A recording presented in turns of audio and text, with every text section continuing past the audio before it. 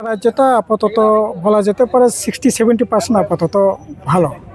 আবার অপর দিক থেকে উপযুক্তভাবে ভালো, কিন্তু চাপা ভিতরে একটা চাপা একটা ভীতি সন্ত্রাসের পরিবেশ আছে। এবং আমি যে কেন্দ্রে দাঁড়িয়েছি 15 জেলে নিয়ে, সেখানেও প্রায় 8-10টা পুলিং বুথে আমাদের এজেন্টকে জোর করে তীব্রা মতো তারা তুলে দিয়েছে। যদিও 1-2টা জায়গায় আবার সেখানে বসানো গেছে, কিন্তু বাকিগুলো তো বসানো যায়নি এখনও। প্রায় 7-8টা পুলিং বুথে জোর করে ওরা গতকাল রাতের থেকেই ধমক টমক মোবাইলে আপনার ধমক টমক দিয়ে তাদেরকে তুলে দেওয়ার ব্যবস্থা করে আর কি।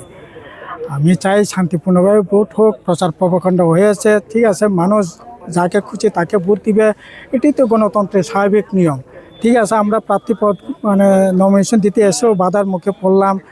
পরবর্তী সময়ে জগদীশ দেববর্মা তার পাড়া এলাকায় মিটিং করতে গিয়ে বাধার মুখে পড়লাম, সেই ঠিক আছে।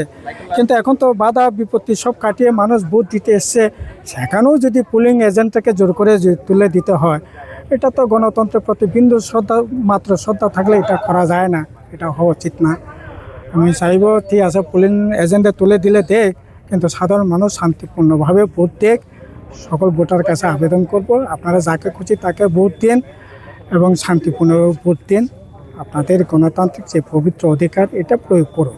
নির্বাচন কমিশনের ভূমিকা, নির্বাচন কমিশন কি করবে? আসলে নির্বাচন কমিশনের বড় বেশি কিছু থাকে না।